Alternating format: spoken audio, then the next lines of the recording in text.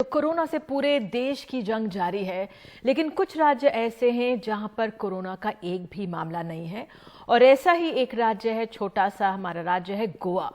हमारे साथ आपको बता सकते हैं सत्यपाल मलिक, राज्यपाल हैं गोवा के, हमारे साथ जुड़ गए हैं। सत्यपाल जी, बहुत बहुत धन्यवाद एनडीटीवी इंडिया को समय देने के लिए। सब पहले तो बहुत बहुत बधाई कि गोवा में कोरोना से संक्रमित इस समय कोई भी नहीं है। बहुत राहत की बात भी है, खुशी की बात भी होगी आप लोगों के लिए। जी, बहुत अच्छा लग रहा है। और असली चीज़ ये है कि एक जान की भी बहुत कीमत होती है।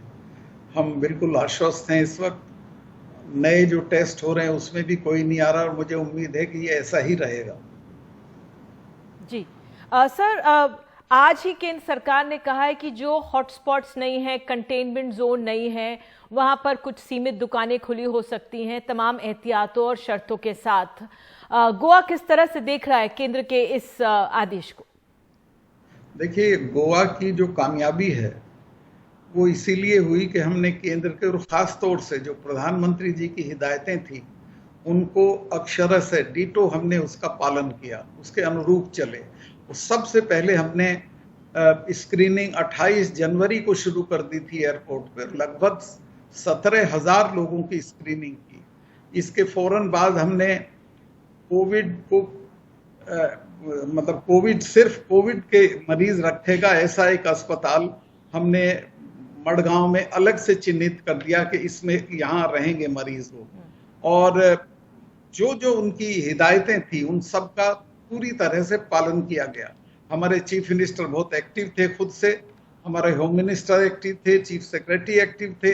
हमने बहुत जल्दी समय रहते एक स्टेट एग्जीक्यूटिव कमेटी बना दी अफसरान की, जिसको रोज चीफ सेक्रेटरी मीटिंग लेते थे शाम को 5 बजे, जो अभी भी लेते हैं।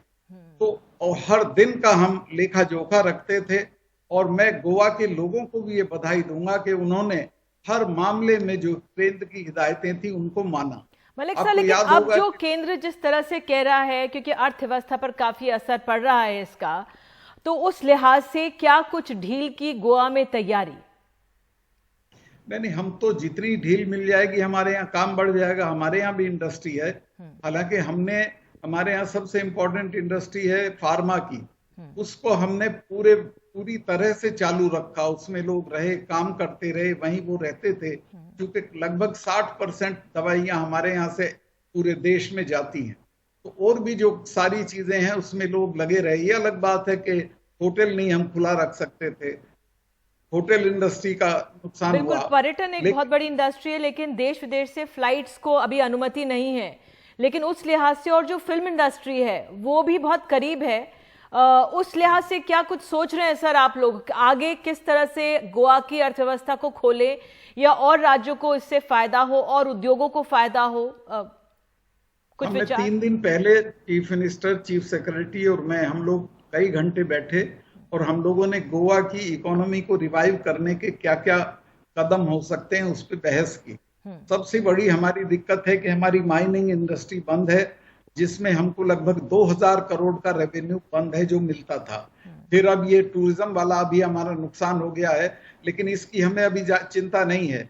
जैसे ही खुलेगा देश में, तालाबंदी खुलेगी, आप देखिएगा पूरे देश से आदमी भर भरा के गोवा में आएगा कि ये कोरोना फ्री कंट्री है, कोरोना फ्री स्टेट है।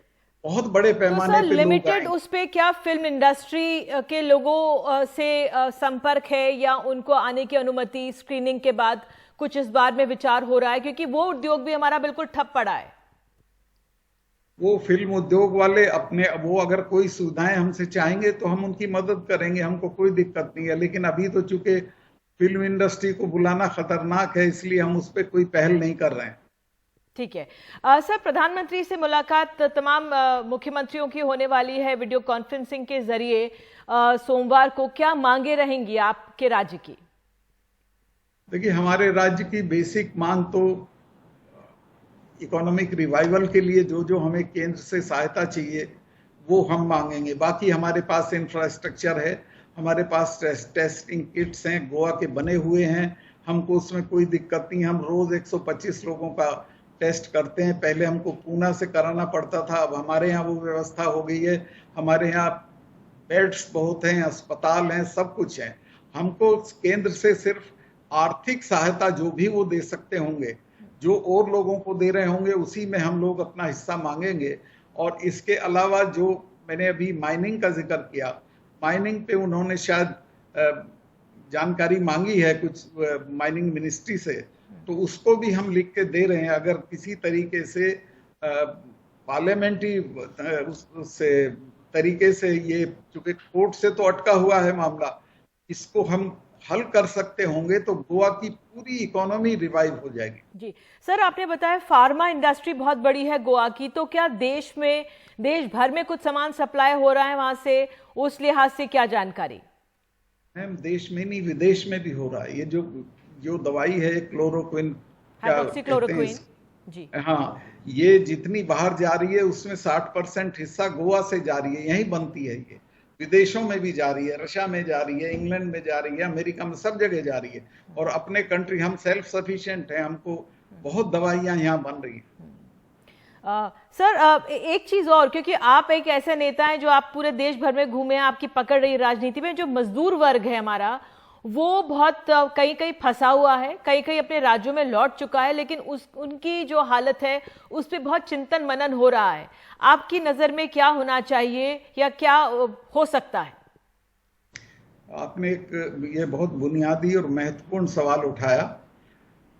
ये जो लोग उखड़े हैं अपने कामों से, इनको अब हमारे यहाँ से लोग बाहर नहीं जाने दिए, हमने यहीं सबको रखा, सबको खर्चा दिया, खाना दिया, रोक के रखा, और अब वो करीब करीब अपने कामों पे जाने लगे। जिनके काम शुरू नहीं हुए उन्हें हम दूसरी जगह खपा रहे हैं। तो हमारे यहाँ इस तरह का कोई क्राइसिस नहीं है। सिर्फ कर्नाटक के बॉर्डर पे कुछ लोग जाना चाहते थे, नजदीक है कर्नाटक, उनको भी हमने समझा बुझा के यहीं रखा। हमारे यहाँ ये समस्या नहीं है, लेकिन बाहर जहां भी समस्या है वहां की स्टेट्स को ये ख्याल करना चाहिए, अपने लोगों की मदद करनी चाहिए इस पर। जी, अब ये लॉकडाउन का दूसरा चरण एक तरह से समाप्त हो रहा है, केंद्र की कुछ गाइडलाइंस भी आ गई हैं। आपकी नजर में किस तरह से अब अर्थव्यवस्था को आगे बढ़ाया जा सकता है या अर्थव्यवस्था को धीरे धीरे चरणों में खोला जा सकता है? देखिए, जो हमारी अर्थव्यवस्था के लिए जो बुनियादी चीजें, जैसे कृषि को खोला है सरकार ने, वो एक बहुत समझदारी की बात की है, क्योंकि खेती में बड़ा नुकसान होने वाला था अगर समय पे कटाई ना होती। अब वो कटाई के बाद खरीद हो जाए उनकी टाइम से। इसके अलावा जो इंडस्ट्रीज हैं, खासतौर से मझली और छोटी जो इंडस्ट्रीज हैं, उनमें जो लोग लगे हुए हैं उनको बुलाया जाए, ना मिले तो लोकली जो अवेलेबल हो उनको लगा के इंडस्ट्री को शुरू करना चाहिए। क्योंकि आर्थिक पहिया जब तक नहीं चलेगा तब तक देश के लिए अच्छी स्थिति नहीं होगी जी। लेकिन चूंकि हमारे यहाँ वो प्रॉब्लम है नहीं, हमने तो अपना सब संभाल के रखा, मजदूरों को भी, सब लोगों। प्रधानमंत्री को कोई सुझाव आप देना चाहेंगे, क्योंकि अब वो मिलने वाले हैं मुख्यमंत्रियों से, लेकिन एक राज्यपाल के नाते, एक सीनियर नेता के नाते, आप कुछ सुझाव हैं आपके जहन में? प्रधानमंत्री बहुत डाउन टू अर्थ लीडर हैं, वो सब जानते हैं नीचे की हर चीज को, समस्या को, और आप देखते होंगे वो बहुत छोटी छोटी चीजों पे उनका ख्याल रहता है। उनको कोई सलाह देने का कोई सवाल नहीं उठता है, वो अपने से सब कर रहे हैं। मुझे तो जो सलाह देनी होगी अपने मुख्यमंत्री को दूंगा। उनको मैंने जरूर ये कहा है अभी आधा घंटा पहले फोन पे कि वो माइनिंग वाले पे थोड़ा परस्यू करें दिल्ली में। अगर हमारी माइनिंग खुल जाती है, लेजिस्लेटिव माध्यम से खुल जाती है, तो 2000 करोड़ की हमको आमदनी होगी और हमारी पूरी अर्थव्यवस्था चाक चौबंद हो जाएगी।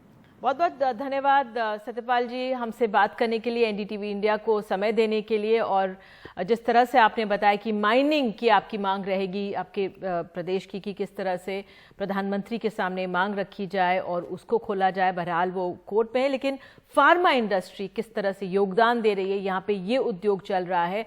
बहुत बहुत शुक्रिया समय देने के लिए, धन्यवाद सर।